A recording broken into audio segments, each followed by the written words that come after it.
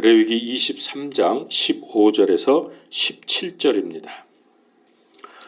너희는 너희를 위해 그 안식일 다음 날, 곧 너희가 요제 헌물의 단을 가져온 날부터 세어서 7 안식일을 채우고 7째 안식일의 다음 날까지 50일을 세어서 새 음식 헌물을 주께 드릴지니라. 너희는 너희 처소에서 10분의 2 에바로 만든 흔드는 빵 2개를 가져올지니 그것들은 고운 밀가루에 누룩을 넣어 구운 것이요 주께 드리는 첫 열매니라. 아멘. 에베소서 2장 12절에서 22절 말씀은 말씀 중에 봉독하겠습니다. 그동안 여호와의 7 명절 중에서 유월절, 무교절, 초실절, 오순절 이렇게 4명절을 알아보았습니다. 오순절이 좀 길어지는 이유는 우리가 이 시대에 살고 있고 그래서 오순절을 잘 알아야 올바르게 믿음 생활을 잘 할 수 있기 때문에 조금 길게 말씀을 드리고 있습니다. 이제 오늘부터는 오순절의 영적 의미를 몇 가지로 정리하면서 우리 삶에 적용을 해 보겠습니다. 자, 오늘은 첫 번째 의미를 말씀을 드릴 텐데요. 무엇보다도 오순절은 신약 교회의 탄생을 예표해 주는 명절입니다. 제일 중요하죠. 신약 교회의 탄생. 유월절은 유대 신학력으로 1월을 아비브월이라고 말하는데 아비벌 14일입니다. 이날 밤에는 출애굽 전날 밤에 했던 것처럼 양을 잡아서 피를 문에 바르고 고기는 먹었습니다. 그 다음날 무교절은 누룩 없는 무교병을 먹으면서 죄를 청산하고 고난당한 것을 기념합니다. 그리고 셋째 날은 초실절인데 추수한 첫 열매로 하나님께 드렸습니다. 자, 다시 이 순서대로 영적인 의미를 간략히 말씀을 드리면 유월절은 예수님의 십자가에 피 흘려 죽으심으로 우리의 죄를 속해 주신 것을 기념하는 명절이고요. 무교절은 죄를 없애시고 무덤에 계시는 기간을 의미합니다.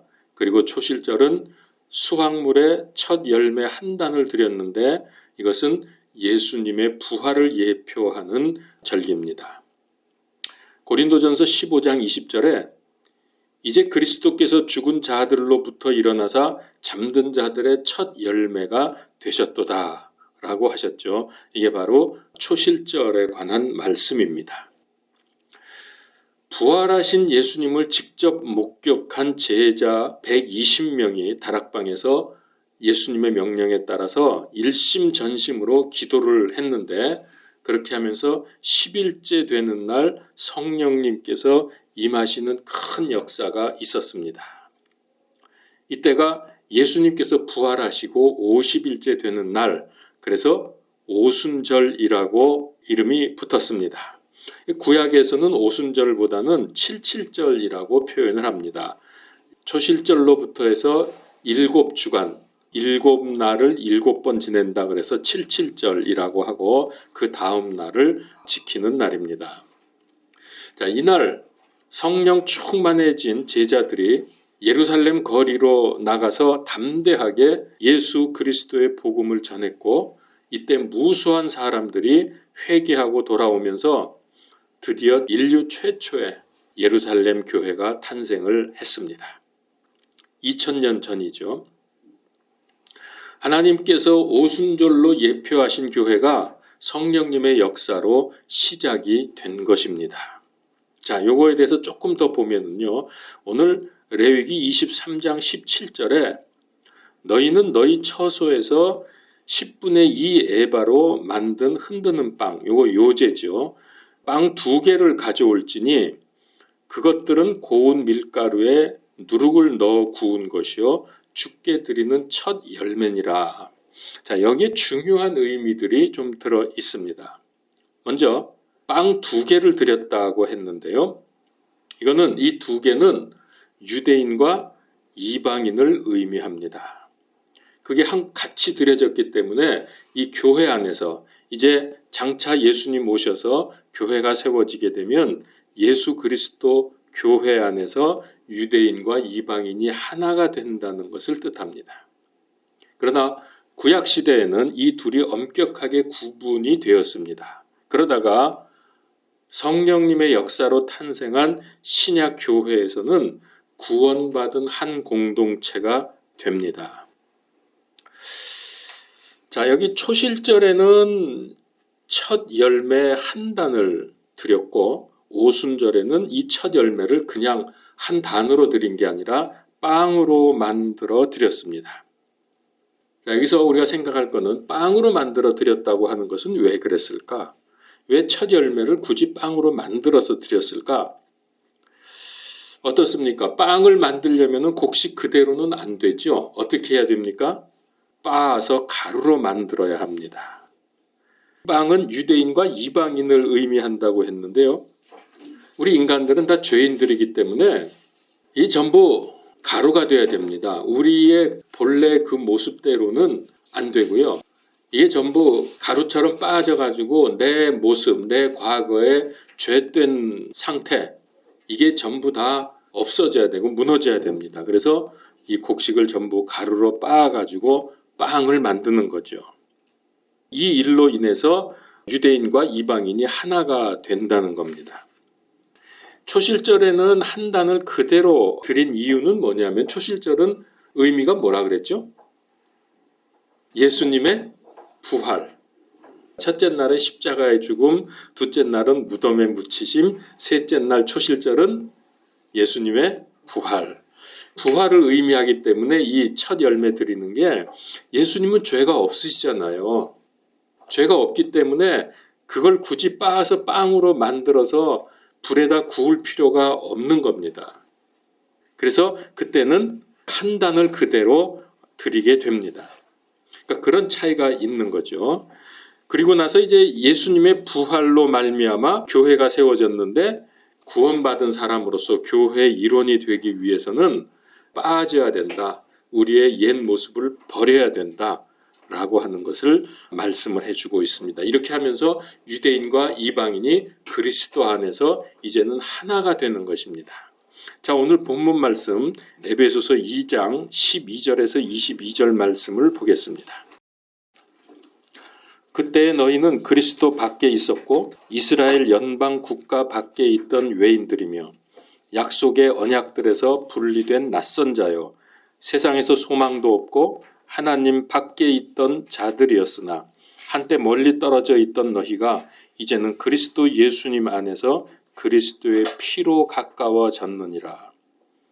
그분은 우리의 화평이시니라. 그분께서 둘을 하나로 만드사 우리 사이에 중간 분리벽을 허무시고 원수되게 하는 것, 즉 규례들에 수록된 명령들의 율법을 자기 육체로 없애셨으니 이것은 이 둘을 자기 안에서 하나의 새 사람으로 만들므로써 화평을 이루려 하시며 또 십자가로 그 원수되게 하는 것을 죽이사 친히 십자가로 이 둘을 한 몸으로 하나님과 화해하게 하려 하심이라. 또 그분께서 오셔서 멀리 떨어져 있던 너희에게와 가까이 있던 그들에게 화평을 선포하셨느니라. 여기 멀리 떨어져 있던 사람은 이방인을 말하고요. 가까이 있던 사람은 유대인을 말하는 겁니다. 이 둘에게 화평을 선포하셨다.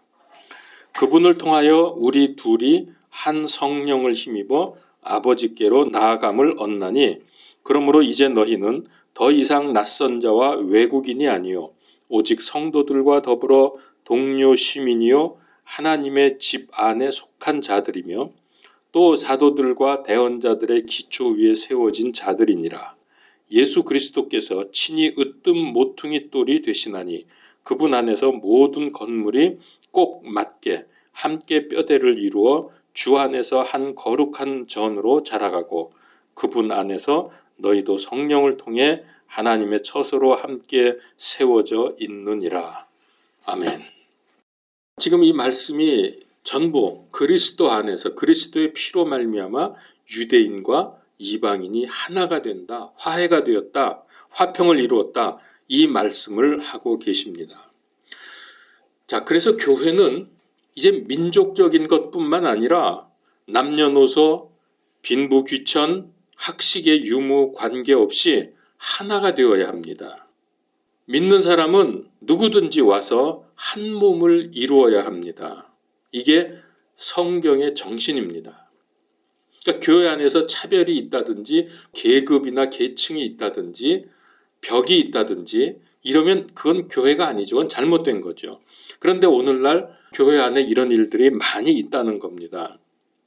우리가 다 내려놓고 그리스도 안에서 그리스도의 피로 구원받은 사람으로서 하나님뿐만 아니라 사람들과도 화목해져야 하는 것을 말씀을 하고 있습니다. 근데 이게 현대 교회의 큰 문제 중에 하나입니다. 여러분, 교회 그러면은 제일 먼저 생각나는 게 뭡니까? 교회. 건물부터 생각나죠? 교회 그러면 어디 교회 그러면 그 교회 뭐 건물이 어떻다. 그 교회는 커 뭐 이런 게 전부 외형적인 건물을 생각을 하죠. 그러나 믿는 사람들 즉 교회는 성도들의 모임입니다. 모임을 위해서 필요한 것이 건물이죠.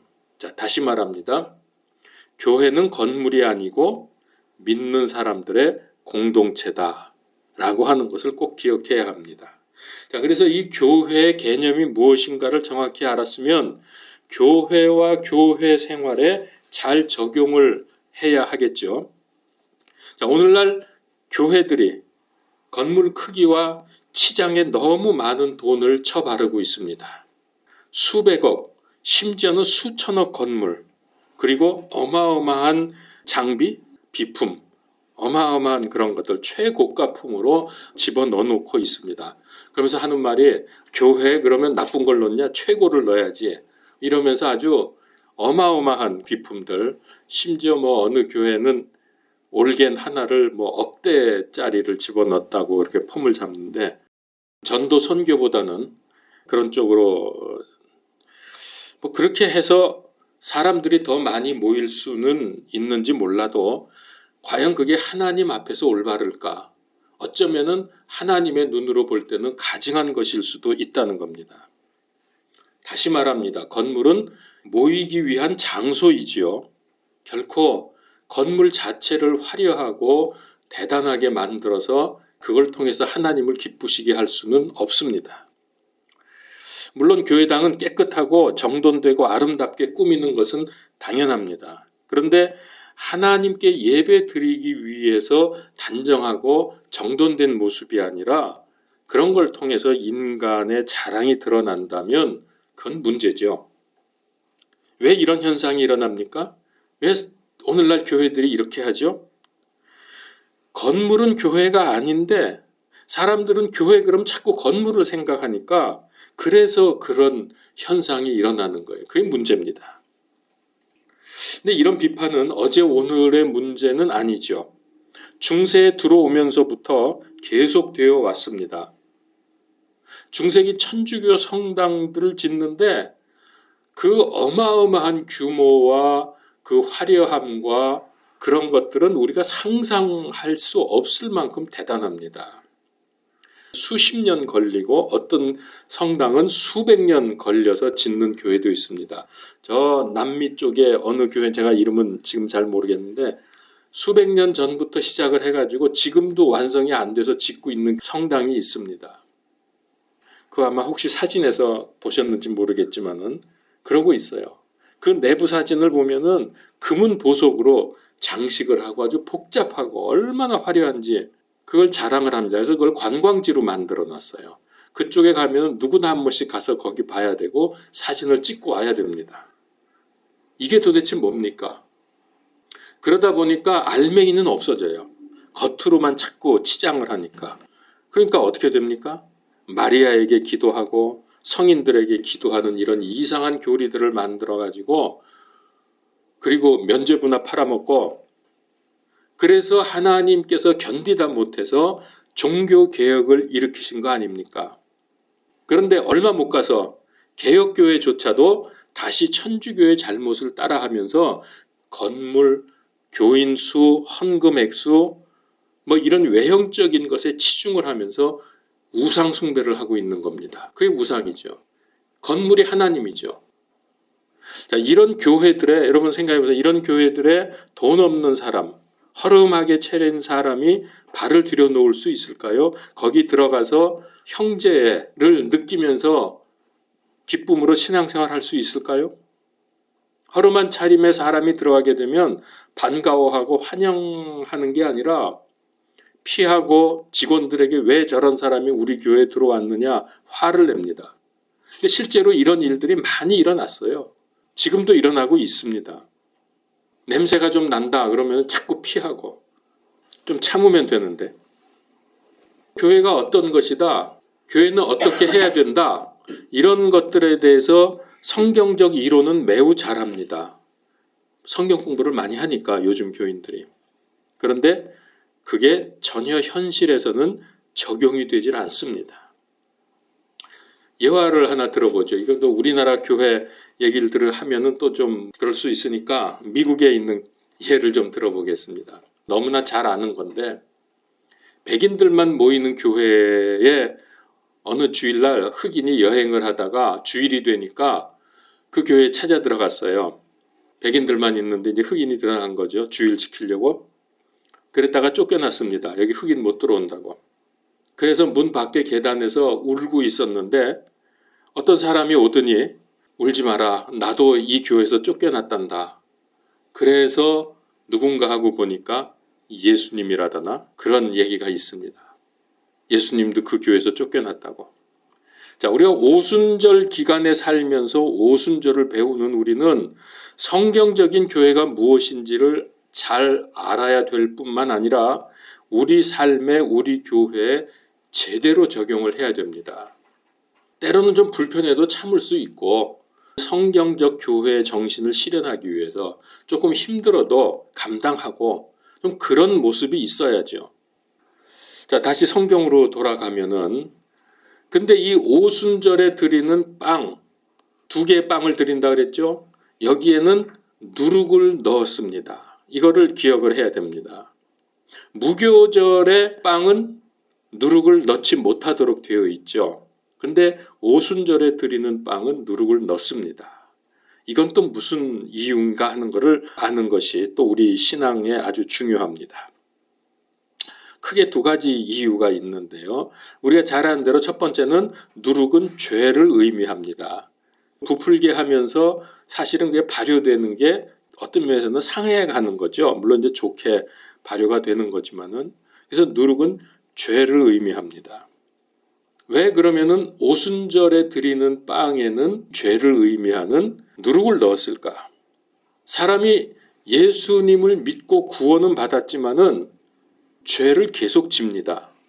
구원받은 우리는 완전한 깨끗한 의인이 아니라 죄 짓는 의인입니다. 이게 좀 말이 이상한 것 같지만은 아마 여러분 그 뜻은 잘 아실 겁니다. 구원받은 후에 죄를 짓지만은 예수님의 속죄의 피는 우리의 미래의 죄까지 다 해결하셨기 때문에 우리가 구원받은 이후에 죄를 지어도 그게 전부 해결이 된다는 거예요. 그래서 우리는 의인입니다. 죄를 지어도 의인입니다. 그래서 오순절에 하나님께 드리는 빵에다가 누룩을 넣는다고 하는 것은 우리가 죄를 짓는 죄인이지만은 그래도 하나님께 드려지는 빵이다 라고 하는 의미를 가지고 있죠. 그래서 우리는 누룩 없는 빵이 아니라 누룩 있는 빵입니다. 이게 놀라운 은혜입니다. 죄가 있어도 하나님께서 우리를 당신의 자녀로 보시는 거예요. 예수님 때문에. 이제 우리가 이런 면에서 또 우리 이제 오순절을 하니까 우리 교회에 적용을 해야 될 부분이 가장 흔한 예에 대해서 말씀을 드리겠습니다. 전도를 해보면 핑계 겸 하는 말이 나는 술, 담배 못 끊어서 교회 못 나갑니다. 이런 사람들이 있어요. 또 그 반대로 그런 사람이 교회에 나왔더니 교회에서 하는 말이 술, 담배 끊고 나오라고 이렇게 하면서 또 내보내는 경우도 있습니다. 둘 다 잘못이죠. 둘 다 잘못입니다. 술, 담배 하면은 교회 못 나옵니까? 술, 담배 하면 구원 못 받습니까? 예수 믿어서 구원받는 거지 술, 담배 안에서 구원받는 거 아니거든요. 그래서 큰 맘 먹고 또 전도를 자꾸 하니까 큰 맘 먹고 나오려고 딱 맘 먹고 나왔는데 그 술, 담배 끊고 나오라고. 그러면 그 사람 쫓아내는 거 아닌가요? 믿고 구원받으면 그 다음에 끊든지 말든지 성령님의 역사에 따라서 되어질 텐데 이게 다 율법주의입니다. 도대체 우리 믿는 사람들이 하나님의 긍휼과 은혜를 받아놓고서도 우리 자신은 왜 그거를 이웃에게 베풀지 못하는지 그거 다 어디다 두고 나오는지 모르겠습니다. 제가 서울역 근처에 어떤 집에 몇 번을 갔습니다. 방이 얼마나 좁은지 한 2평이 안 되는 것 같아요. 제가 보기에. 그렇게 좁아요. 거기에 그 방 안에 싱크대, 그러니까는 그 수도 들어오고 싱크 있고 뭐 말도 못하죠. 그 지저분하고 냄새난 거. 거기에 온갖 이것저것 그냥 다 옷이랑 다 챙겨놓고 그러면 남는 공간이 한 평도 안 되는데 발도 제대로 못 뻗어요. 그런 방에서 사는 사람이 있습니다. 제가 아는 사람이. 거기 방에 들어가면 그 좁아 터진 방에 술병이 가득히 있고요. 담배 연기가 자욱해서 숨쉬기도 힘들어요. 담배 안 피는 사람은 그 담배 냄새 굉장히 예민하잖아요. 숨쉬기도 힘든데 찬송을 부르려고 하면 여기 숨이 막혀가지고 숨을 잘 못 들이쉬니까 아주 힘들게 찬송을 하게 됩니다. 그래도 거기서 예배를 드리고 신앙 고백을 합니다. 그러니까 우리는 이제 그런 생각을 해봐요. 저는 우리가 교회 와서 이렇게 거룩하게 예배를 드리지만은 사실 뒤에서는 죄 짓고 살잖아요. 뒤에서 죄 짓는 건 괜찮고 앞에서 술, 담배 하면서 그거 죄라고 생각하면 죄라고 할 수 있겠지만 앞에서 죄 짓는 건 안 됩니까? 뒤에서 죄 짓는 건 되고 하나님이 보실 때 그건 참 모순이죠. 그래서 우리가 이 구원에 관한 한 정말 가장 기본적인 예수 그리스도 믿음 그리고 그 믿음으로 죄 용서 받는 거 이거 아니면은 우리가 용납하고 받아들여야 됩니다. 일단은 조금 마음에 안 들고 조금 교회가 약간 좀 어수선해질지라도 그런 사람 들어오면은 용납을 해주고 받아들여가면서 점차로 깨달아지면은 또 성령님께서 역사하시면 차근차근 해결되어 가는 거 이게 교회죠. 교회가 깨끗한 사람만 들어오는 데가 아니거든요. 여긴 죄인들이 들어오는 데죠. 이거를 좀 잘 기억해야 되고요. 이제 두 번째, 누룩은 어떤 의미를 가지고 있냐면 누룩을 넣으면 부풀게 되지 않습니까? 그래서 이것은 확산 혹은 전파라는 뜻을 가지고 있습니다.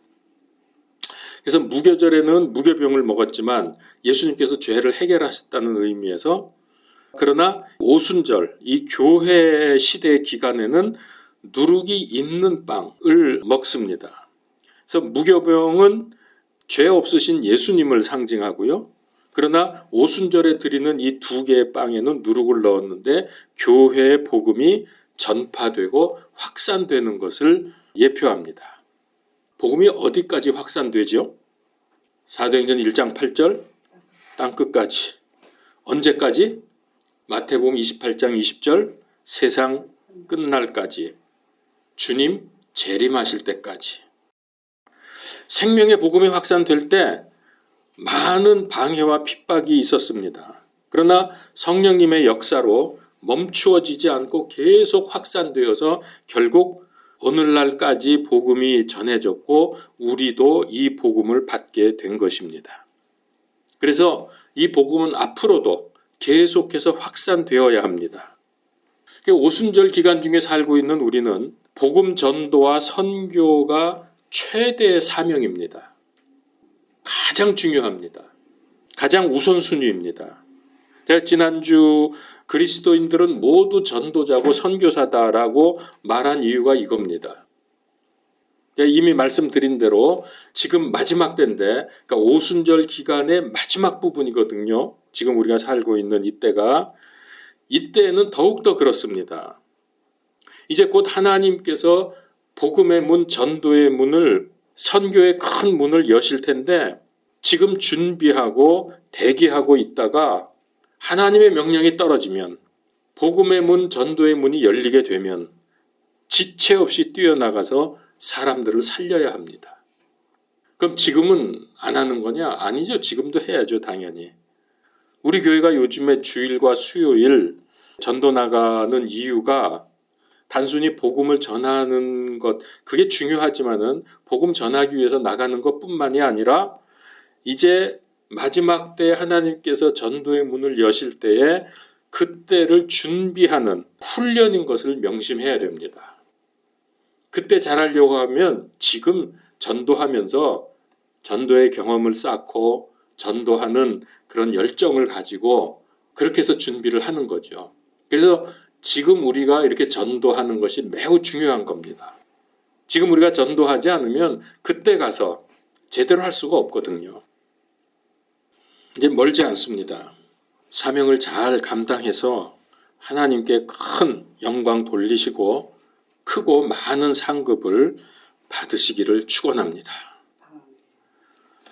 제가 어제 전혀 생판 처음 보는 목사님들 4분을 만났습니다. 어떻게 만나게 됐냐 하면은 전화가 왔는데, 여러분 그 카톡에 제가 캠핑카에다가 막 전도구절 잔뜩 붙여가지고 사진 찍은 거 보냈죠. 그분이 이제 성함이 한바울 목사님이라는 분인데, 그걸 나한테 그 사진을 보냈길래 제가 아멘 할렐루야 대단하십니다 이렇게 해서 답장을 보냈더니 전화가 왔어요. 그러면서 만나자고. 그러면서 주로 서울역에서 전도하시는 목사님들 모임이 기존에 있었는데 그 모임이 유명무실하다는 거예요 지금. 그러면서 다시 그거 살리기 위해서 우리가 모이자. 그래서 좋다고 그러고 나갔죠. 그랬더니 한 다 해서 5분인가가 만났습니다. 근데 얘기를 쭉 들어보니까 야 정말 나는 그 앞에 서니까 얼마나 작아지는지. 이분들은 정말 목숨 걸고 복음 전하는 거예요. 저는 어제 난생 처음 홍대 입구역에 내려서 처음 거기 가봤어요. 9번 출구에서 나가서 이렇게 한 100m쯤 걸어가니까 사거리가 나오는데, 너 아냐 거기? 너 알면 안 돼. 벌써부터 알면 거기. 그 사거리 거의 뭐 젊은이들, 뭐 대학생쯤 되는 젊은이들, 남녀들이 미어 터지게, 그 이제 좀 약간 이제 저녁 때였는데 미어 터지게 밀려다니는 거예요. 거기 내가 머리 허해가지고 그 속에 있으려니까 조금 이상하더라고. 그 사거리를 이렇게 그 사거리 코너에서 그렇게 막 밀려다니고 떠들고 웃고 난리를 치는 그 젊은 그 속에서 그 코너 한 코너에다가 메가폰 이게 스피커 하나 딱 놓고 그 목사님이 예수님 복음을 전하는데 와 스피커가 꽤 커요. 이만한 거 또 그냥 소리를 꽝꽝 울리면서 회개하고 예수님 믿으라고. 어찌 보면은 씨도 안 먹힐 소리를 거기서 하고 있는 거예요. 그러면서 여기는 정말 소돔과 고모라라고 그러면서 여기는 타락의 현장, 음란의 현장이라고 그러면서 막 소리를 지르는 거예요. 그래서 회개하라 그러면서. 참 그것도 대단한데 또 조금 있으니까 그 차 있잖아요. 사진에 있는 차. 그 차 타고 한바울 목사님이 이제 오는 거야. 약속 시간이 이제 한 1시간쯤 전인데 제가 좀 일찍 나갔거든요. 그 홍대 입구역 거기를 그 많은 애들인데 뺑뺑 돌리면서 그냥 그 큰 스피커를 가지고 뭐 그냥 회개하라 전도와 뭐 하는 그런 메시지를 얼마나 크게 하는지 막 꽝꽝 울리게. 그래서 이분들 용기도 대단하고 정말 놀랍다. 또 조금 있으니까 또 한 연세 많으신 분이 와요. 저쪽에서. 자기는 이 홍대 입구역 이제 이쪽은 9번 출구인데 자기는 2번 출구인가 거기서 전도를 한대. 그리고 이제 시간이 돼서 오는 거예요. 그분도 이렇게 그 여행용 가방 이렇게 바퀴 달려서 끌고 다니는 거 있잖아요. 그걸 끌고 와. 그거 보니까 그 속에다 큰 스피커가 들어있는 거야. 그래서 거기서 스피커 놓고서 전하다가 이제 만나자는 시간이 되니까 일로 온 거예요. 뭐 이렇게 해서 한 4-5명이 모였어. 제가 그걸 보면서 와 어떻게 이렇게 정말 대단하시다 그랬더니 거기 목사님 한바울 목사님이 그러더라고. 이렇게 전도하는 사람 많아요. 그러더라고. 뭐 어느 역 뭐 자기가 아는 것만 해도 수십 명이 이렇게 전도를 한대. 지금 마지막 때가 가까워서 가만히 있을 수가 없다는 거예요. 그래서 제가 그런 얘기를 들으면서 와 나는 이거 흉내도 못 내고 있구나 하는 생각이 들었어요. 그런 분들이 많대요. 목숨 걸고 전도하는 분들이. 그러다가 이 한바울 목사님은 얼마나 신고당하고 재판도 여러 번 받았는지 벌금도 받고 뭐 별걸 다 했대. 하도 소리를 꽝꽝 울리면서 차 몰고 다니고 그런 걸 해가지고, 여러분 우리가 조금만 눈을 뜨면 전도가 얼마나 지금 급박한 때인가. 정말 이러다가 어느 날 우리가 예상하지 못했던 날 갑자기 주님이 재림하실 수도 있고요. 무슨 일이 벌어질지 몰라. 지금 세상 돌아가는 거 보면 우리 전도에 열심을 냅시다. 오순절 기간의 최대 사명입니다. 기도하겠습니다. 하나님, 우리가 오순절 특별히 그 중에서도 끝부분에 살게 되었습니다. 하나님의 뜻이 있는 줄 압니다. 이제 복음에 더욱 열정을 가지고 최대의 사명인 전도, 선교에 인생을 올인하게 하시고, 그래서 하나님을 기쁘시게 하고 또 많은 상급을 누리는 우리 모든 생명빛교회 성도님들이 다 되게 하여 주시옵소서. 두려워하지 말고 부끄러워하지 말고 주님을 온 세상에 선포하게 하여 주시옵소서. 예수 그리스도 이름으로 기도하옵나이다. 아멘.